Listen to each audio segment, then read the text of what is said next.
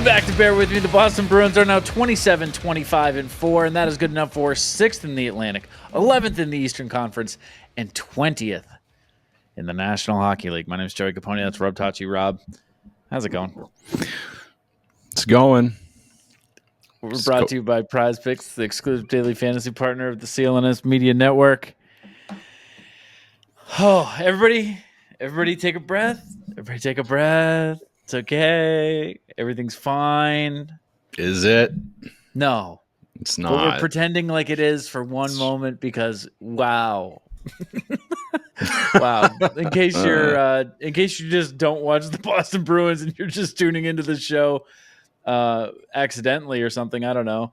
Bruins have now lost 5 games in a row. They've lost their 3 games since the Four Nations break. They have now lost 7 of their last 9 games. Slew of injuries have occurred. One more tonight. And yeah. It's been a minute since we've talked to you guys too. Almost a full month. It's rare for us during the season. Part of that was the Four Nations tournament. Part of it was just the Bruins aren't very good and they're not fun to talk about. But it reached a point, bad or not, we had to check in with you guys and discuss just how bad they are. Yeah, that's what we're gonna do. I mean, can I say what I don't want to do? Yeah, I don't want to go through the roster and be like, Coyle's a UFA. What would you trade Coyle? You might have to. We have 12 other podcasts who are going to do that for us. Frederick. What his value is down this year though. It's a contract year. It's a contract year. You hoped to get more out of him. Obviously, you would have loved to see a better year out of him.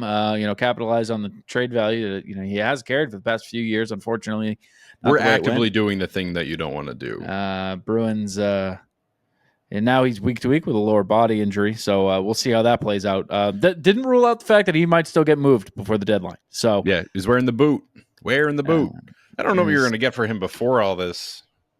Probably not a lot. Probably not much more now that he's injured.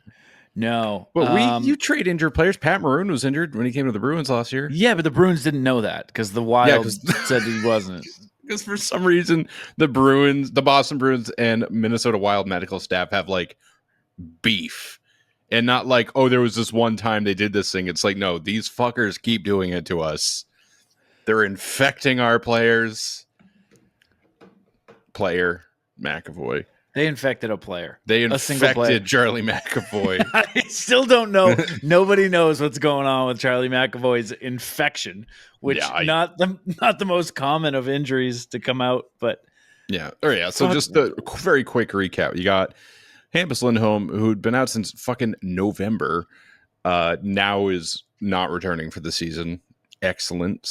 I think they said he needed another surgery on top of the one that he had previously. McAvoy sustained an injury during the Four Nations tournament, which then required, I don't know if it was surgery or not. I don't think it was surgery. Mm-hmm. No, it definitely wasn't surgery, but during all of that, the injury got infected, which prolonged his absence and will continue to. He does not have a timeline for his return. 7 weeks left. Doesn't matter. Like, it's like, even if he comes back in 4 weeks, which I don't think he's going to, it will be too late. So to me, he's effectively done for the season. And even if he's not, he might as well be. I mean, do you even play him? Like, what do you rush him back in any capacity? You don't rush him back, but like, if he is genuinely good, you don't just sit him. It just won't matter. It's not going to be like, oh, well, if we win these games, you bring him back for what, the last 2 weeks of the season? Like, is that what we're talking about here? I don't know. I mean, it's entirely dependent on like his actual injury and his actual timeline to return. But I would think that given the state of the team and probably the trend they're going to continue to be on for the next like month or so, by the time he would be ready to come back again, it's like, I think you're going to be like mathematically out of a playoff spot by the end of the season. I don't think it's going to come down to the wire. You got, like you said, Frederick wearing the boot out week to week. But again, you alluded to the fact that that does not mean he is not a possible trade asset, which we've been talking all season long. Contract year for him, yes, probably going to get moved. And now this very evening, Matthew Patra shoved into an open door, did not return to the game with a lower body injury. A very unnecessarily opened bench. Yeah, it's such, like, honestly, like, as mad I am that it happened, I think I can look at it and be like, the goalie opening it shouldn't have done it, yes, but like he doesn't see Patra there. He's off. No one's fucking doing that on purpose.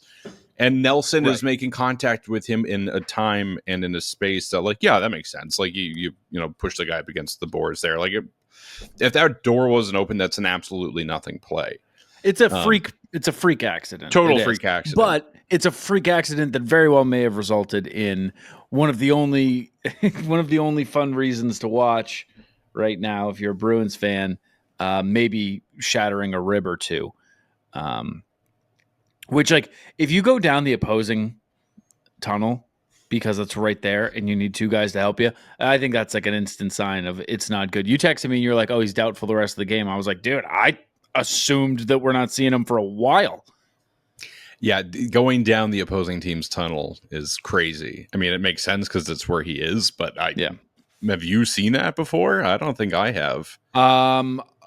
Only in situations like that where a guy gets hurt, like at the opposing bench, and there's like an emergency. If somebody is like bleeding, you know? Yeah, a rarity. Yeah, quite the rarity. Yeah, quite the rarity. I can't say I've seen it anytime recently. Let's stay focused on the negative for a little bit because there's still positives. There's still silver linings, but we're talking. I don't want to talk about the positives. Yeah, well, there's one positive. I tried to say positives. There's one. It's David Pastrnak, but we'll get to that. Whatever. We got other injuries. There are other injuries too. I was just racking my brain. I think that is it for now. Let me double check. But no, Lindholm and McAvoy are enough. Like that's fun. No, it's just those two. Or those four, I should say. Yeah, like it's this team is just without an identity. So Joe, you got your hand up. What's going on? I got a thing. Just to further the point that we were making about that being a freak play where Patra got hurt. Trying to make not Barzal. Who was it? Nelson. Yeah. Trying to make Brock Nelson like answer the bell after. I get it. Like I get it. But this is one of those moments where we talked about it before with the Zadorov just like starting shit in the corner for no fucking reason when you're down 5-1. It felt similar where it's like couldn't disagree more. Really? Could not disagree more. That's exactly what I want him to do. That is not starting shit when you're down 5-0. That is your promising young center just got taken out of the game on a bullshit hit. Freak accident, but bullshit hit. I don't think he did enough. I think he went over to him and was like, hey, don't do that. And then just like kind of shoved him a couple times. It's like, no, like, again, like picture. You want him to go at him like full on. But the thing is, like, Brock Nelson's not going to drop the gloves with fucking He's Zadorov. not. And it may just be like your player goes down, you want justice in any form, you can get it. I mean, I'm surprised they even gave it a penalty. I didn't know that you could call that a penalty. Yeah. They called it an interference, which, yeah, I guess. But again, that door's not open. None of this conversation is happening because he just bounces off the boards. Yeah. That was a call because a player got hurt. Yeah. But like the Zadorov thing, I don't know.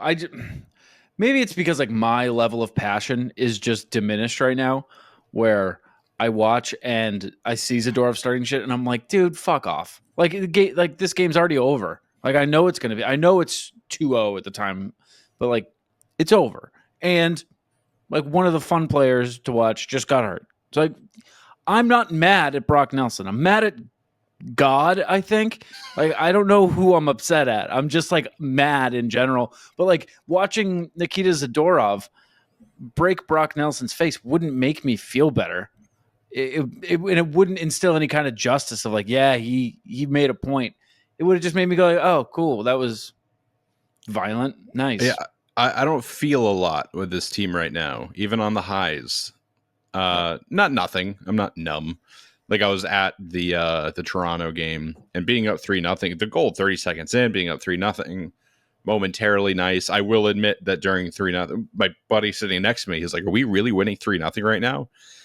And I was like, "It's just going to make the loss hurt that much more." It's word for word what I said to him, and not realizing just how right I was going to be. But it's just like clockwork with this team, and yeah, so like no, that's fair. Like I can also understand the point of like, you starting shit right now is not going to like turn the game around. So like, why even bother? I guess that's why. That's putting words to my feelings. Yeah. I don't even really know where to start with this team because it's there's not a lot of nuance to be had here because it's just the same game over and over again. They did look good tonight. They didn't look like bad. Swayman, first period, they looked great. Yeah, like there are positives right now. They're not like shitting their pants for 60 minutes. Like there's fight there. There's game there. They're shitting their pants in the last 20 minutes still. Correct. Yeah. Although I got a cat in my face. Even though tonight I thought the third was decent. Like they were buzzing for a while, good pressure. They had a few moments where like I was like, are they really going to tie it? I don't know that this team is capable of a third period comeback win.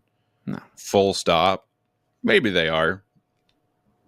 Don't have reason to believe they are, but I don't know. It's also, I'm just going to bounce around because we're out of form here a little bit. Weird Korpisalo didn't get the start tonight, I thought. He hasn't played in 3 years.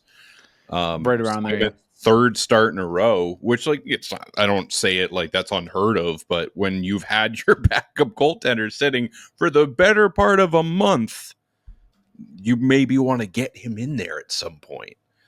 Unless they have actually kind of unheard of. Not that unheard of. It is Jeremy Swayman's 11th time getting a third straight start this season. I saw that tweet. Yeah, from Ty. A little more information there. Came into play with a 3-5-2 record and an .888 save percentage in his third consecutive starts. Yeah, I think just the context of with the 2-week break where Korpisalo saw zero action because there were 0 NHL games. Right. You would think that they'd be eager to get him out there, and I don't know if they saw like Sorokin getting put in and they're like, well, we need the goalie matchup tonight, but Sorokin can fuck off. I hate playing good goalies so much. I hate playing Sorokin. I hate playing Hellebuyck. Stolar's leading the league in statistics for goaltending for some goddamn reason as a backup. Nobody 19 knows. starts, 20 now, I think. Makes no sense to me.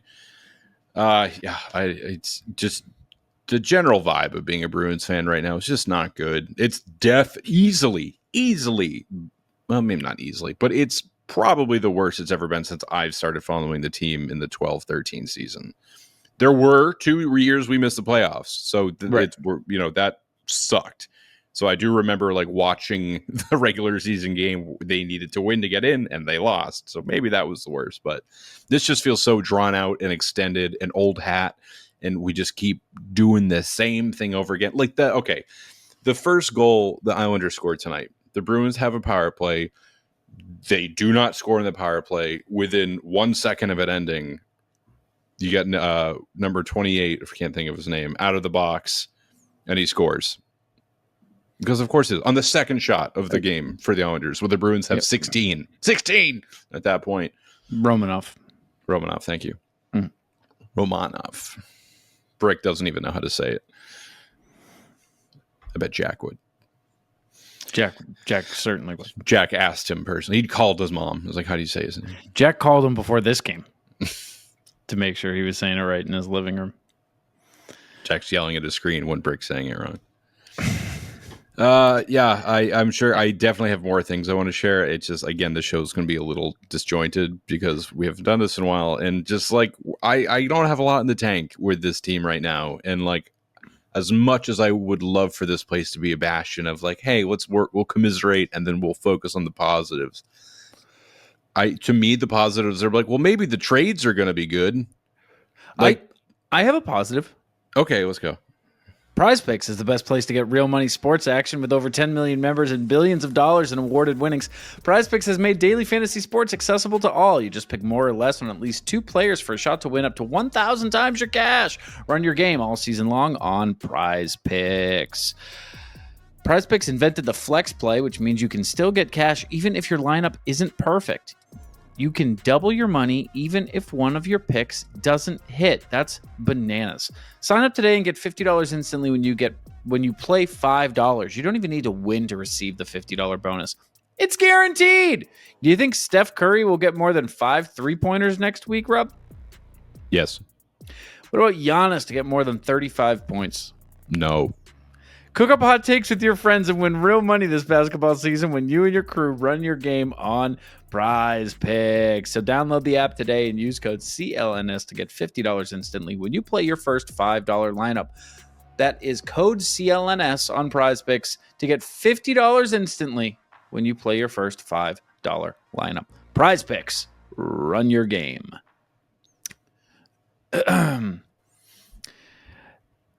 There is actually a positive. Yeah. David Pastrnak extends the streak. That's that is going That's on. something. It is. It's not. There nothing. has to be something to root for. If this wasn't happening, it would be like, oh my God, there's nothing happening here. We're just watching the team flounder and like sing its swan song before it dies, and like we all know what's going to happen. And instead, there's like a thing to root for, that your best player is doing things. And 800 career points. That's pretty cool. It's cool. Yeah, did you see the graphic the team shared? They're like, oh, he's the 3rd fastest player in Bruins history to 800 points. Yes. So Pasta did it in 734 games. Mm-hmm. Espo did it in 492 games, and then Orr with 575. And I tweeted this, and I mean this so much. There's just so much star power throughout the Bruins alumni. Usually Orr and Bork are like the forefront of that. I think that I don't think Esposito gets the attention he deserves, because his numbers make no goddamn sense, and he looked like a Disney dad out on the ice with his fucking gelled up hair, just beating the piss out of people. He's like, I'm going to knock your teeth out and then score a hat trick, and there's just simply nothing you can do about it. It's like, I mean, okay, the thing is, like, there are so many guys who were here for so long that like he doesn't hold a lot of Bruins records. Goals per game. He has the record for. That's all I'm seeing. I think that might be it. Everything is just Ray Bourque, Bobby Orr, Johnny Bucyk, Ray Bourque, Bobby Orr, Johnny Bucyk, Terry O'Reilly, penalty minutes.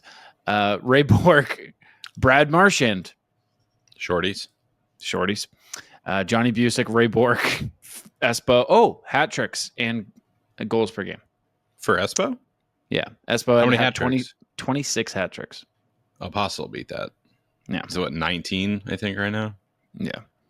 That's crazy. Yeah. But no, I am very great. I am grateful the Pastrnak thing is going on. I also tweeted saying Pasternak's on some Mike Trout shit lately, because that's the only player I can think of. It's just like you're putting up these, like you're consistently having 2 3-point games while your team is losing almost every single game. That must suck so hard. It's like, guys, like he scored the goal to cut the lead to 1, and then within 20 seconds made a desperation save in Boston's net to save a goal. That must be the most like, I can't do all of this, guys. Like someone else needs to jump in here. There is a famous tweet from baseball Twitter that I'm going to fill you in on. That is exactly the point that you're making. I already know the tweet. Tungsten Armo Doyle. Yeah, it's like every Angels game is like Mike Trout broke this record, Ohtani broke this record, Angels lose like 2-9. Yeah. So the middle part of that tweet is like, oh, like they're the first people to ever do this since Tungsten Armo Doyle and the 1921 Akron Groomsmen. And so now, like, whenever there's like a good player doing good things on a bad team, people just reply Tungsten Armo Doyle. Okay, that's perfect. That's exactly the vein I was looking for. So he is definitely doing some Mike Trout shit right now, which it's still, here's the thing, Angels fans, they learned to adapt. Unfortunately, they had to stay there and stay just enjoying Mike Trout and all that. Unfortunately, Mike Trout had to stay there too. But we as Bruins fans are operating under the idea that we won't be here forever, that things will change from here. All of us are looking ahead. Everybody, every show you tune into on this YouTube channel or another is going to tell you, like, it's going to talk about the deadline, talk about the deadline, talk about the deadline. And they're going to talk about the offseason, and they're going to talk about next season, and they're going to talk about Merkulov, and they're going to talk about Lysell and all that. And that's all great. Like, things will get good, and it is fun to look forward to the good. But also, you got to juice the moment. You got to find something in the moment to be like, this is worth watching for a reason other than, God, I hope Frederick doesn't get hurt and tank his trade value. And I don't know, just no other reason. I can't imagine, like, Coyle maybe could get hot and be a good trade piece. You can't watch a game like that. You can't. You'll go insane. Yeah. I think you have to watch a good player do good things and say, oh, this is fun. Yeah, no, he's our emotional support superstar that, like, we're leaning on him so hard right now. And it's like, it was for me, it was him and Patra, because I'm like, Pasta's killing it, and I love watching Patra develop as a player. I'm going to have to wait a while for that, I think, because his ribs are rearranged after that hit. It's such a heartbreak for me, like, for not just for me, but that sucks, dude. And it's so emblematic of, like, what's going on. It's like, we can't have shit in Detroit. Can I just have Patra not hurt? Can we not have back-to-back season-ending injuries for the 20-year-old? Please? No? Okay. Oh, Riley Tufte got called up instead of Merkulov? That's cool. All right. That'll be fun. That's awesome. Don, what do you think about these players? I hate them all. I'm going to cut off their toes. I was shocked when he said that in the presser. He shouldn't have said that. I was more surprised he had the knife on him.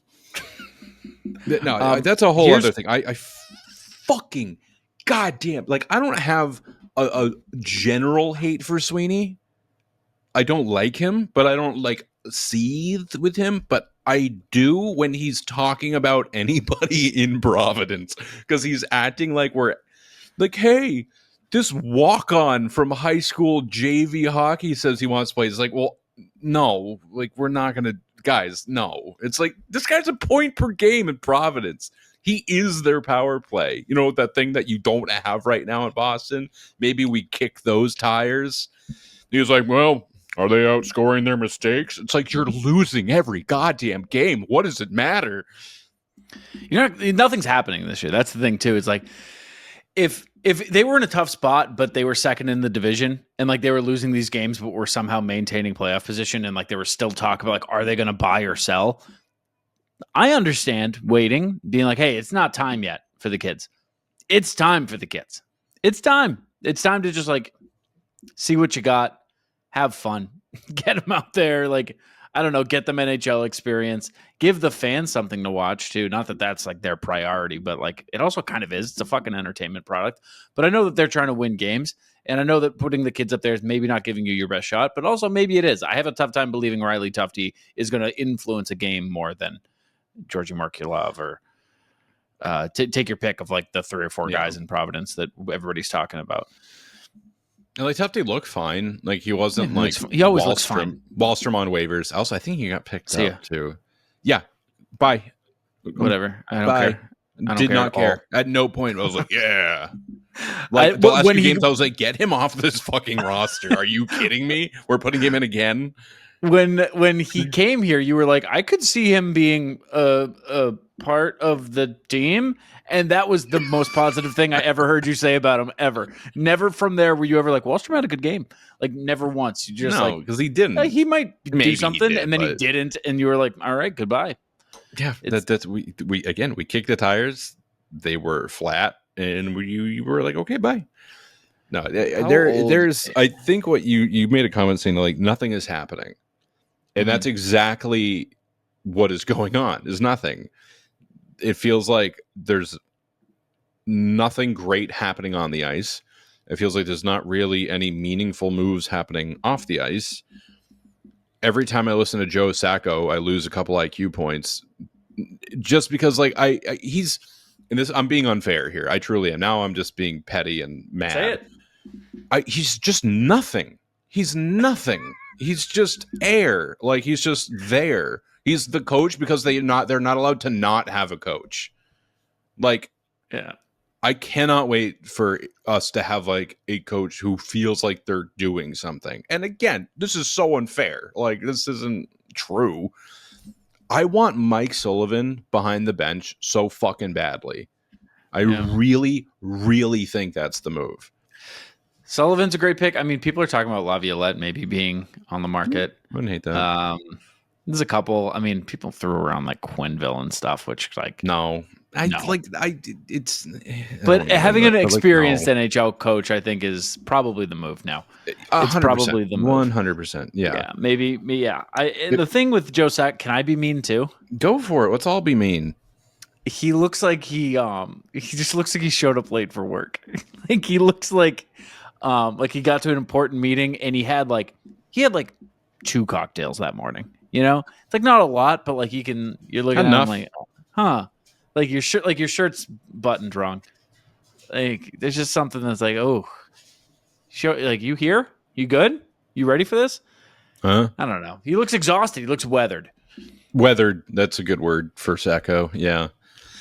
I know. And again, it's like the issues are so beyond Joe Sacco. It's so unfair to pretend that that's it. But no, I don't think when I rarely now chime in to the pressers, I'm like, okay, Joe, like that's where I'm kind of at too. Like I don't watch his pressers. I'm not watching the interviews with the players because I can only hear so many times like, yep, no, that was tough. They were good. We weren't good enough. We didn't play. We were flat.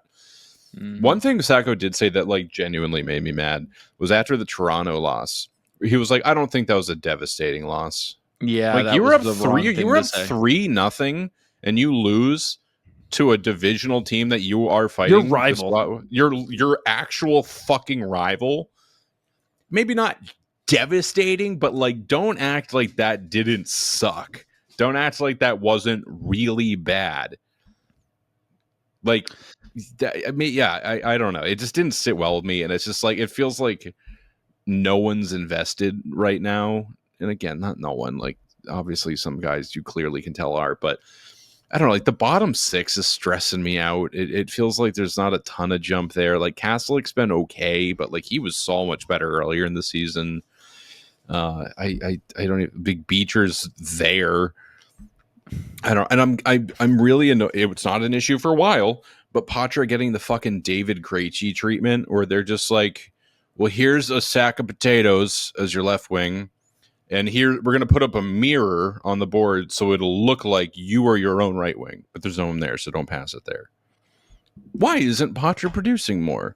Meanwhile, like we know that he has like bonkers chemistry with Pastrnak, probably because it's Pastrnak and he has chemistry with everybody. He would have chemistry with a sack of potatoes in a mirror. I don't know. It's just, it feels like it's a parade of shooting yourself in the foot over and over again. And it's just, again, just feels so disengaged. And they're like, well, only 22 more games. Let's just, heads down and get through it. And maybe next year will be better. Yes, Joe. I'm still looking at Bruins all-time leaders. I'm trying to live in a good You're spot. living in the past, man. I have some fun things. You want to hear the all-time leaders stuff? Fucking hit me, whatever. I don't want to talk about the team right now.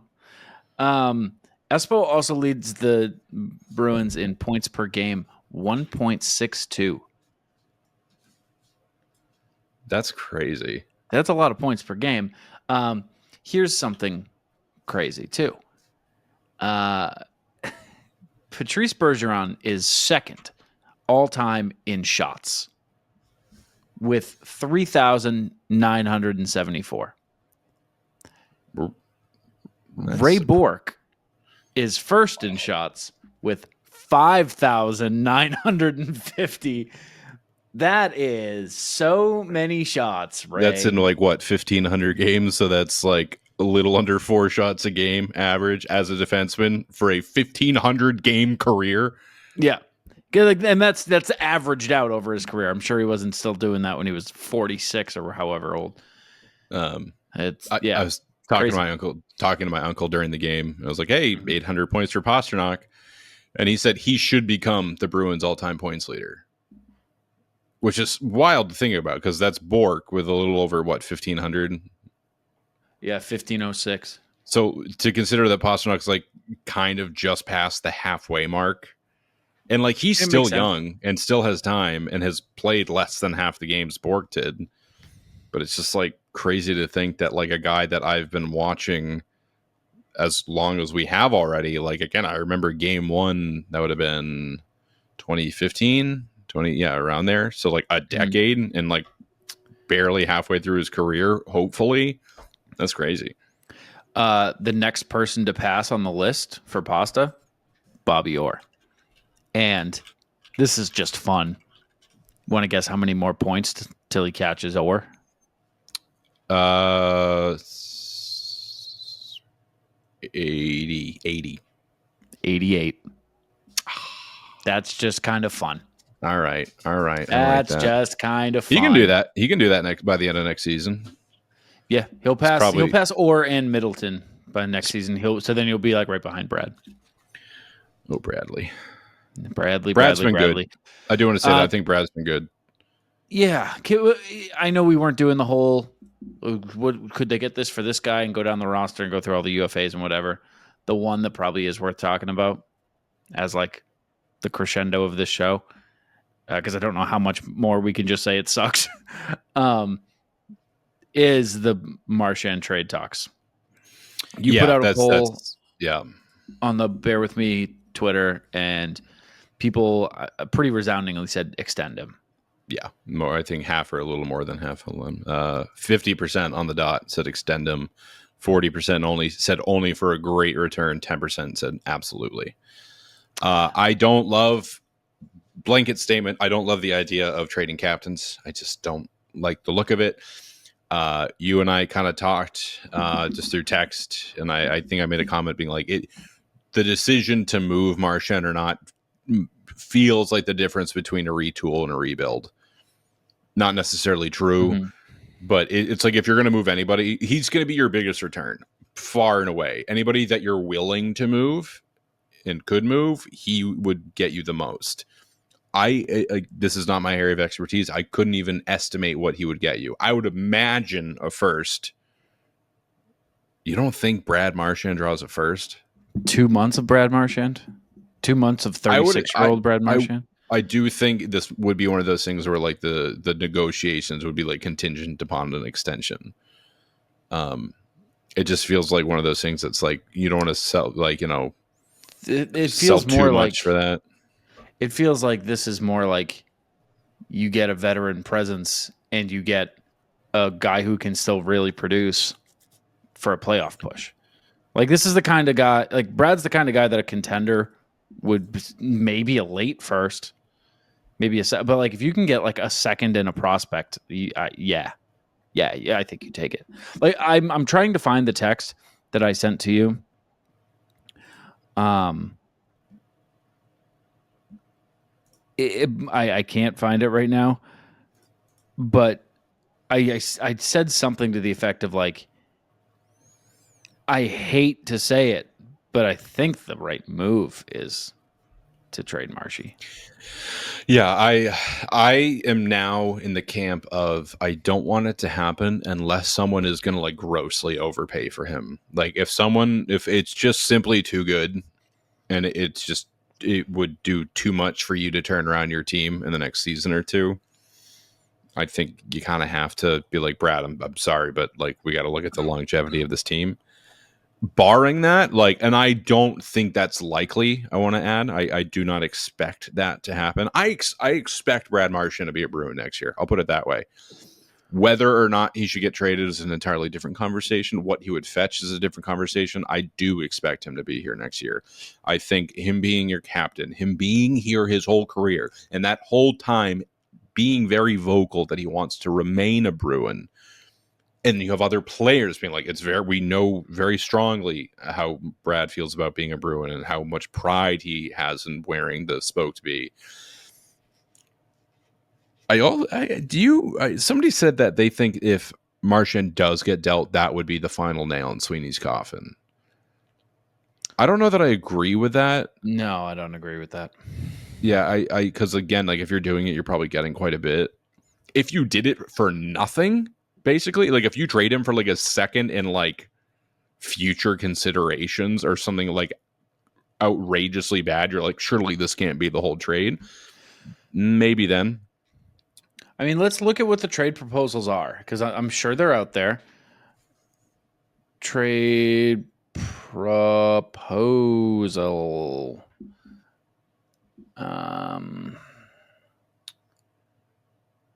Updated landing spots. Maybe it's that. The Hurricanes. Oh my good God. That was the first one on the list here.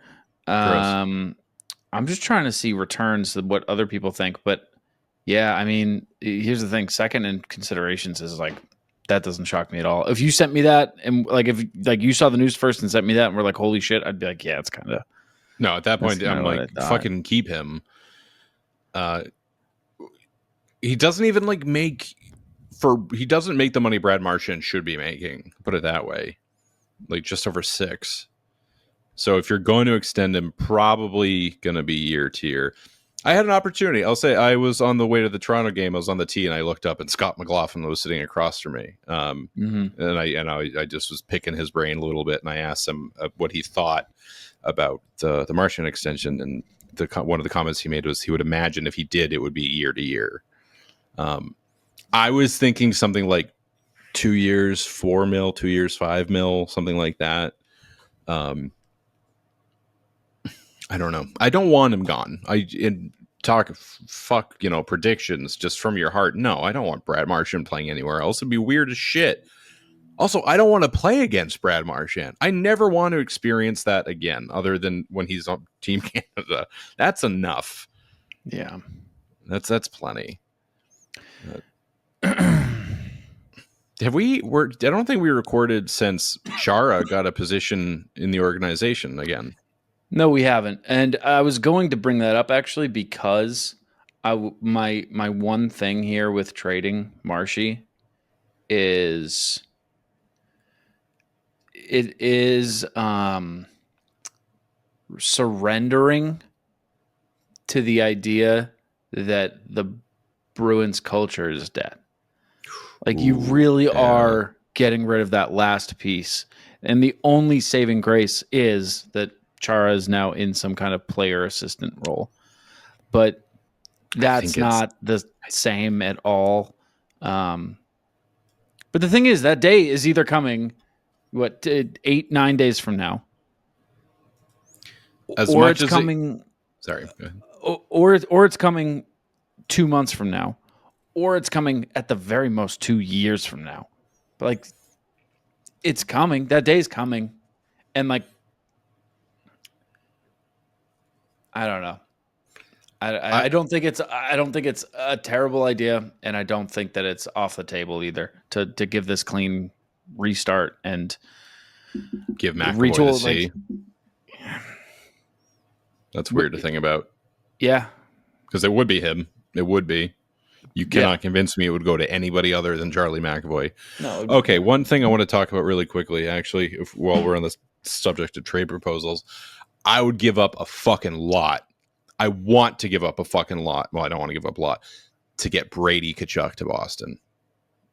The Bruins don't have a lot to give is the problem. I don't.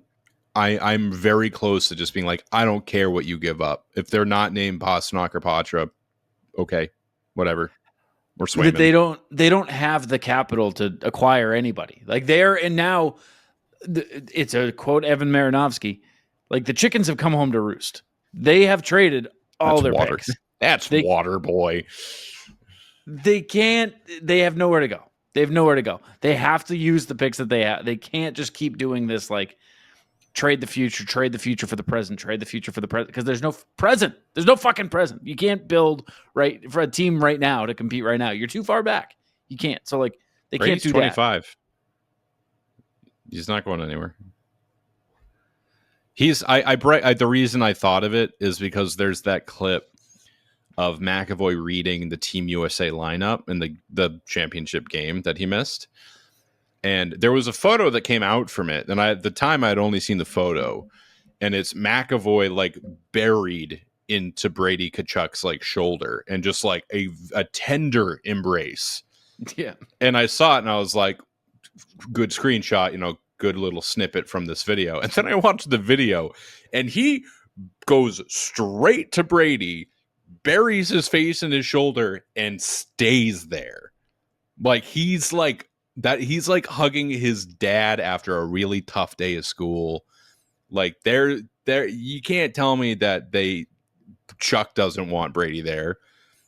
You can't tell me that Brady playing for Team USA in Boston at TD Garden didn't have, those gears turning. Same with Mike Sullivan behind that bench. Tell me that Sullivan wasn't like, oh, yeah, I remember this. This is good. I like this. It'd be pretty cool to coach my son-in-law. Like, he loves McAvoy. I would hope so. It's his son-in-law. But, yeah. I don't know. Back to Brady. I think it would Brady's be like the only Team USA here. Yes. That whole tournament, I was just like, I think you should leave. I'm like, give me that. Give me that. Yeah. Jacob Slavin, never underestimating that motherfucker again. Holy shit. No. What? He's just maybe the best shutdown defenseman in the game. God, Jesus, he's so good. I love defensive defensemen. It's such a fucking challenging thing to do well. You say there's 4 of them? It's an unselfish thing to do well. Oh, my God. It's just... I think that's the bigger thing is, like, I don't know. Everybody wants to be Erik Karlsson. He ruined the game. Ooh, interesting quote here coming from the locker room. Brad Marchand, at the end of the day, we may not achieve what we hope to this year, but that doesn't mean that we can't build for something greater and bring it back next year. Oh yeah, we're waving that flag in the locker room now. All right. Yeah, that is a white flag. That's your captain saying, "We're not going to make the playoffs. Maybe next year." Yeah, your captain saying maybe next year when you're 2 points out of a playoff spot is wild, but he's also not wrong. That's depressing. But again, very briefly back to Brady. I just think he's probably the last, like, one of the only true power forwards in the league right now. I love the way he plays. I love the grit. I love the energy. There's another really good clip from the first Canada-US game where the one where McAvoy fucking lit up Connor McDavid, like green light hit along the boards. And then afterwards, Gensel scored to tie it. I think it was to tie it. And there's the moment on the bench, Brady immediately is like, that starts with Chuck. That starts with Charlie. That starts with Charlie. Yeah, tone like immediately making sure he's getting the credit for that momentum swing. Like, you just scored the tying goal, and your mind immediately goes to giving credit to McAvoy for the momentum swing. Love that. Love that. That's some captain shit, assistant captain shit. But I really fucking want Brady Tkachuk. I really do. It's pie in the sky. I don't imagine there's like a crazy realistic. I'm not expecting it. It's just, and everybody felt this way. Like, we were watching it, like that was the conversation on Twitter. It was like, got to get this guy in black and gold. What a Bruin. Another quote that came out of the locker room tonight, Brad Marchand said on David Pastrnak, he should be very high in the MVP candidate race right now. David Pastrnak on most sports books at this moment is plus 15,000 to win the Hart. Not the case, but no, it's if the Bruins did get back into a playoff spot on the back of David Pastrnak, yeah, because the way the MVP works, it's not the best player in the league. It's the player most valuable to their team. But is it? Yes. Is it ever that, though? No. Just like how the Norris isn't best defenseman, it's whoever put up the most points. Yeah. There needs to be a fucking rework for the trophies. It's like, who do you think is the favorite right now to win? The MVP? Who is the heart favorite is it the usual suspects? Is it McDavid? Is it I'm trying to think of. I feel like there's a player out there that is leading in points that I would be surprised they're leading in points. I will say Connor McDavid is the most valuable player to his team, far and away. He will be most of the years of his prime, but he's fifth. But he's also the reason that number one is number one. Oh, Draisaitl. It's Draisaitl, followed by Connor Hellebuyck. Hellebuyck's so good, dude. I awesome. love watching Hellebuyck play, especially when it's the team you're rooting for. Yeah, he to me is the best goaltender in the world. I fucking hate watching Binnington do anything, especially beat my team at TD Garden on home ice in a championship game. It's been twice now. That's how many times? Oh, that's too many fucking times. Cut the shit, Jordan. And you forget that he was a rookie in 2019 too. Yeah. That pisses me off. Yeah, just makes it worse to know, like, oh man, Andy's going to be here. He didn't even know what he was doing. He was just a boy. Yeah. Yeah. Yeah, I don't know. There's 22 more games of this, and I'm not happy about that. I don't like this feeling. I don't like the feeling of like dreading turning into the game. And I've been using that word a lot this season, dread. Like you said, you find the little things to look for. You're rooting for the point streak to keep going. You like watching the development. Lohrei, I'll talk about Lohrei. Say it. Lately, Lohrei's been really fucking good lately. And I think it's just confidence. I think that is his X factor, or that is his, I don't know, if he's feeling confident or not, is whether or not he's going to have a good game or not. Because when he's assertive and jumping into the play and like walking through people and getting it on net and driving the net, he looks fucking fantastic. He looks like the makings of a superstar. He's got shit to work through. They get burned sometimes when he's working through it, but he's young. He's a defenseman. They take fucking forever. I really like the way he's trending. I think I maintain that in a season or two, him and McAvoy could be a top pairing. I really believe that, like league wide. I really believe they could be like on the scouting report, be like, fuck, we got to go against Lauri McAvoy tonight. Like so solid defensively, and they will fucking burn you in the offensive zone if you let them. So that is, I'm happy to report that Lohrei, the Bayou boy, it's been looking pretty good. He's been looking all right. You still looking at records over there? What are you doing? I'm looking at all sorts of futures odds. Don't mind me. I think Lohrei's been fine. My dad hates him. My dad. I did want to bring up that your dad fucking hates him. He absolutely cannot stand Mason Lohrei. It's funny. Which is so funny. So it's funny. Half of the texts I receive from my father are trade Lohrei tonight. And then some Sweeney opinions that I probably can't say on air. Not without a knock on your door. Yeah, exactly. Damn. Well, I'll tell you this, folks. David Pastrnak. Yeah, look, we were just talking about like, oh man, it's so fun to watch guys like Connor Hellebuyck and Brady Tkachuk and all these like great players when they're on the team that you root for. Don't take that for granted with David Pastrnak. This is a season that we're going to look back at David Pastrnak and be like, damn, 24-25, he was great. And a very quick plug. I love his defensive game lately too. Sure.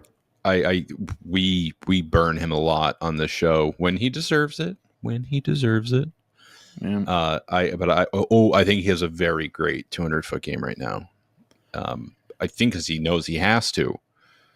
Like without him, I mean, you might have lost more than one fewer than 2 out of those last 9. Whoa. Mm-hmm. Does any part of you, like truly any part of you, think they can squeak into a wild card spot at this point? No? Okay. No, I don't. Yeah, I don't either. I just don't see the team like putting together the kind of run that they would have to have. I get hung up on, I think they could do okay for the rest of the year, but I don't. But the other teams they're competing with are doing so fucking well. Tampa's on a 7-game winning streak right now. Like, you're not in an easy division that, like, there's only 1 or 2 teams you need to, like, slightly outperform. It's like, it's dense, and they're playing really well, and you're going to be playing them, and they beat you a lot. Mm-hmm. So they are, the captains of their own fate, or however the Invictus poem goes. But I think a lot of it's out of their hands, and the amount that's in their hands, I don't think is sufficient. I think it's like 40-60. Like, they could get 100% on their 40, but it won't matter. Yeah. And that sucks. Who are we playing next? What's going on? Boston Bruins have a matinee Saturday, 3 p.m. against the Pittsburgh Penguins, airing on ABC.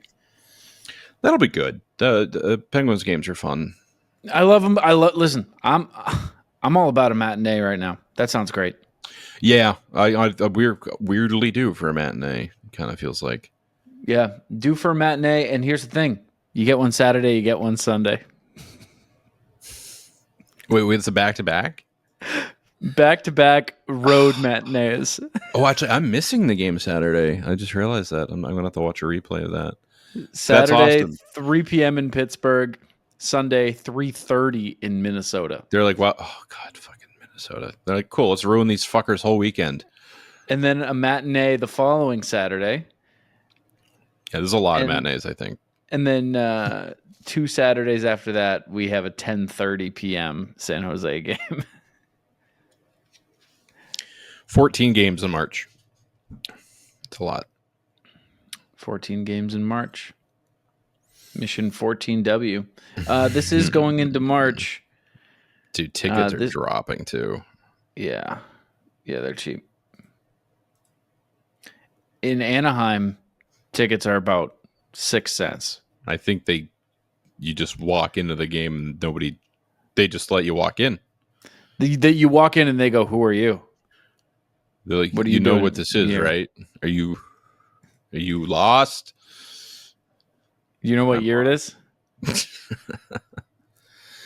Yeah, Pittsburgh, Minnesota, Nashville, Carolina, Tampa. Dude, oh my God. Oh, we actually pointed this out a while ago. They got Tampa, Florida, Ottawa, Tampa, Buffalo. Yeah. 5 division games in a row. Yeah. That sucks. And we're going to lose 4 of those. Yeah. Yeah, that's going to be tough. Fine, that is right around where we're like, okay, it's over. That's it. That's got to be it, right? Like, that's the Ides of March is basically when we're like, oh, it's over. Perfect. That's too good. Yeah, beautiful. Yeah, if you don't go 5 for 5 there, see you next year. Yeah, it's over. I'm going to be rooting for Winnipeg. They legitimately have to win the next 3 in a row to like maintain any kind of hope in anybody, because like after the next 3 you get Carolina, Tampa, Florida, Ottawa, Tampa, and like you're not gonna no. So you've got to win these next 3 if you're still holding out hope. 1, God bless you, but 2, man, they have four national broadcast games this month. Why? Jesus Christ. Why? They know we're bad, right? And it's almost like they made this at the beginning of the year and expected them to be better. We had such high hopes this year. I know it's supposed to be a good year. I keep going back to how I felt when we got eliminated last year in the playoffs. I was like, no, next year's going to fucking rock. Like, we're going to be so much better next year. And then we weren't at all. And then everything sucks. Damn it. You got anything else? They could, else? if they lose to Pittsburgh, have their second 6-game losing streak of the season. I'm rooting for it.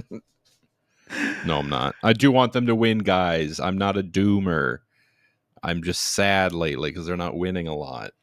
I'm watching every game. Like, that's like, I'm not giving up on this team in that sense. Like, I'm not thrilled about it, but like, I'm never gonna not watch them as much as I don't want to some nights. Like, I'll even be like, I'm turning this off. And then I just sit there and I watch the rest of the game. Yeah. It's like me playing Dark Souls games. It's like, this game fucking sucks. And it ends. I'm like, that's the best game ever made. We'll talk to you guys after. We'll talk to you guys before the big stretch of games. I would hope so. That's in 2 weeks. We should probably get back to doing more shows. Yeah. Tuesday night sounds good. Nashville post game. Works for me. Boom. All right. Well, Godspeed. I've never said that at the end of a show, but that's what we're going with. Follow us on the socials